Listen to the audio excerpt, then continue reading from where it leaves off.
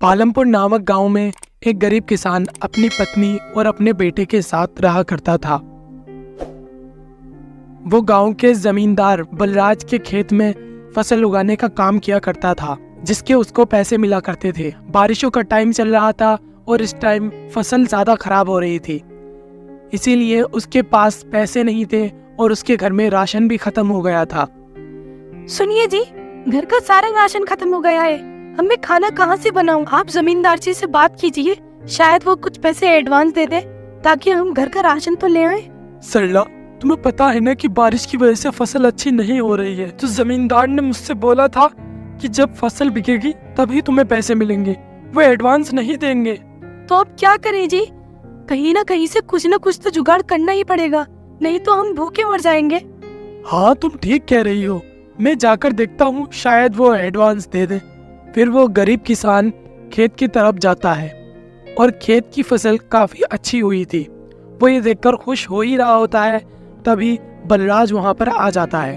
अरे वाह अर्जुन, फसल तो काफी अच्छी हुई है, अब इसे जल्दी से जल्द हम बेच देते हैं।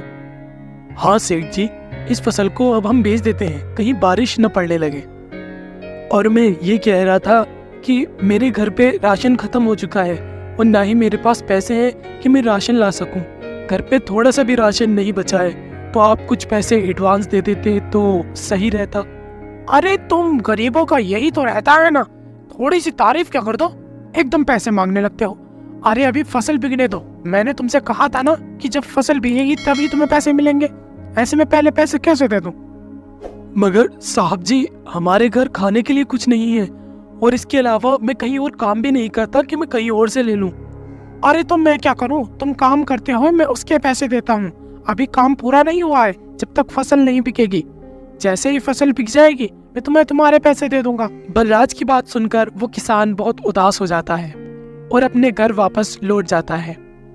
सरला, जमींदार ने साफ साफ मना कर दिया है कि वो फसल बिकने से पहले पैसे नहीं देंगे, अब क्या करें हम? हाँ जी, कुछ तो करना ही होगा, नहीं तो हमारे साथ साथ हमारा बेटा भी भूखा ही रह जाएगा। हाँ सरला, हम मुझे कुछ न कुछ तो सोचना ही होगा। फिर वो अपने दोस्त के पास जाता है और उससे बोलता है, यार भाई, हमारे घर राशन खत्म हो चुका है और मेरे पास इतने भी पैसे नहीं कि मैं राशन ला सकूं, और जमींदार की फसल बिकने में भी टाइम है, वो उससे पहले पैसे देने के लिए मना कर रहे हैं। तू कुछ पैसे उधार दे देता तो सही रहता, मैं जैसे ही पैसे मिलेंगे मैं तुझे वापस कर दूंगा। अरे यार भाई, मैं तुझे पैसा तो दे देता, लेकिन मैं भी क्या करूं, मेरे भी हालत कुछ ऐसे ही चल रहे हैं। बारिश की वजह से मेरी भी फसल अभी तक नहीं बिकी है, जब फसल बिकेगी तभी तो पैसे आएंगे, तभी मैं तुझे दे सकता। अच्छा चलो कोई बात नहीं, मैं कहीं और से देखता हूँ। वो किसान बहुत जगह घूमता है, लेकिन सब मना कर देते हैं। हर कोई ना कोई बहाना बनाता और उसे लौटा देता।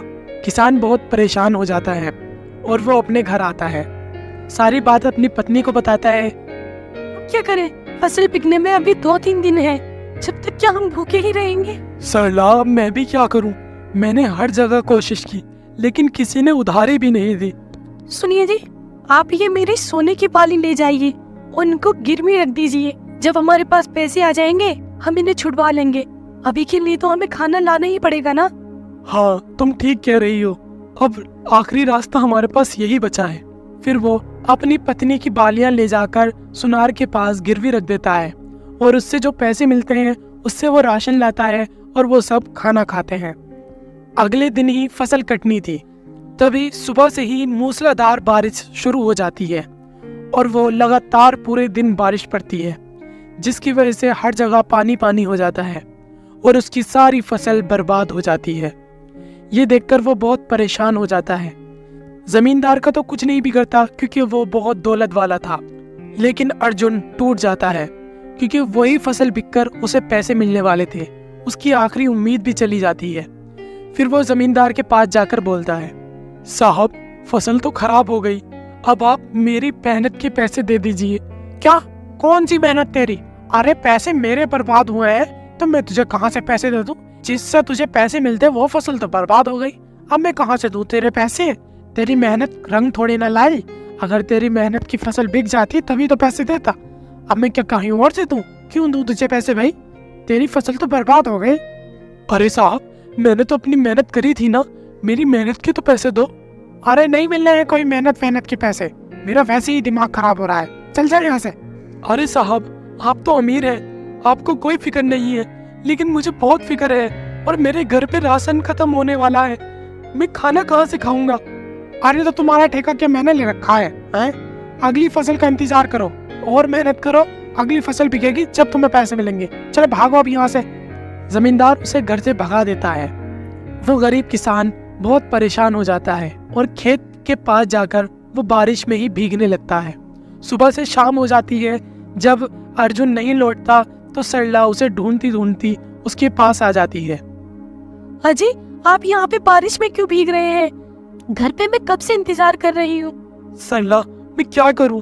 जमींदार ने मुझे पैसे देने से साफ इनकार कर दिया है। सारी फसल बर्बाद हो चुकी है, अब मैं खाना खर्चा कहाँ से चलाऊंगा? अजी, तो आप ऐसी टेंशन क्यों ले रहे हो? हम कुछ ना कुछ कर लेंगे। अभी यहाँ पर तुम मत भीगो, घर तो चलो, हमारा बेटा घर पर परेशान होगा। सरला की बात सुनकर वो घर पर आ जाता है, लेकिन वो बहुत टेंशन में रहता है। अगले दिन वो खेत पर से लौट रहा होता है, तभी वो देखता है कि जमींदार के घर में से एक चोर चोरी कर कर भाग रहा होता है। वो उसे वहीं पकड़ लेता है। अरे तुम हवेली में से क्या करके आ रहे हो, और इस बैग में क्या है? जल्दी बताओ, क्या लेके जा रहे हो तुम यहाँ से? अरे तुम अपने काम से काम रखो, क्यों मेरे काम में दखल अंदाजी कर रहे हो? है होते कौन हो तुम? अरे मैं कोई भी हूँ, लेकिन तुझे ऐसे चोरी करने नहीं दे सकता। और वो वहाँ पर चोर से मार पिटाई करने लगता है। जैसे तैसे वो चोर से सामान छीनता है और चोर को घायल करके उसे बेहोश कर देता है। तभी जमींदार की पत्नी शोर मचाते हुए बाहर आती है। अरे अरे, मेरा बच्चा कहाँ गया? अरे मेरा बेटा कहाँ गया? कहाँ गया मेरा बेटा? अर्जुन उसकी बात सुनकर जब उसका बैग खोलकर देखता है तो उसके अंदर कोई सामान नहीं था, बल्कि उस औरत का बेटा था। ये देखकर वो सब चौंक जाते हैं। तभी जमींदार घर से बाहर आता है। साहब जी, ये आपका बच्चा लेकर भाग रहा था, लेकिन मैंने जैसे तैसे इसे बेहोश कर दिया है, अब आप इसे पुलिस के हवाले कर दीजिए। अरे अर्जुन, मैंने तुम्हारे पैसे मारे और मैंने तुम्हें इतना परेशान भी किया, फिर भी तुमने मेरे बच्चे की जान बचाई। तुम कितने भले हो और मैं कितना बुरा। मैं तुमसे कैसे माफी मांगू, मुझे समझ नहीं आ रहा।